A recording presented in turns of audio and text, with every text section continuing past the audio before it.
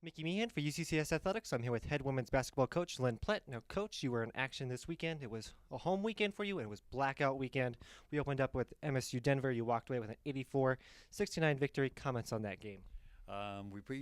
Actually, it ended up being a pretty physical game, and so we kind of played pretty close together, and then they kind of got a lead on us for a while, and it was kind of pretty close game pretty much the entire time.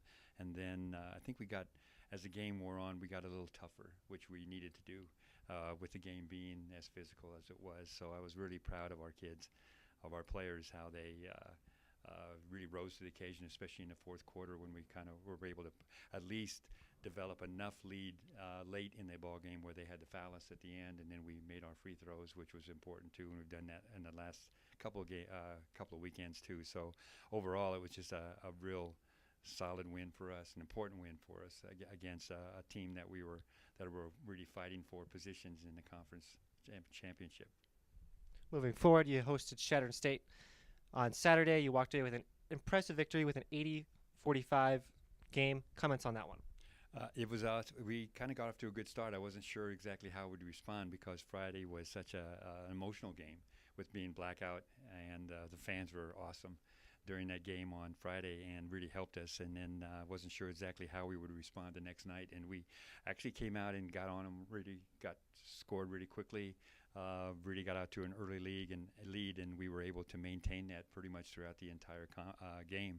So I was real pleased. Again, we had a few times where we let them get on a few runs, but we were able to bounce back from that and take control of the game. In particular, for the weekend, Maddie Gabler and Chelsea Pearson in particular had really strong games both Friday and Saturday, which was really good. Still, it was a great team effort.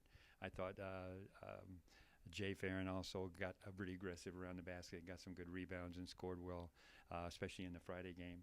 And so it was a really good team effort, but those two in particular had really good shooting weekends, which was really nice. And it was nice to see Maddie was recognized by the conference as Offensive Player of the Week, too. And I'm guessing that Chelsea was right in the running for that, too, because she had an equally successful weekend. You mentioned Maddie Gabler. She had 29 points against MSU, 13 against Shattern State. So obviously a good weekend for her offensively. Looking forward to this next weekend. It's senior weekend as it's your last weekend at home. You're hosting CSU Pueblo in New Mexico Highlands. Comments on what you're expecting there?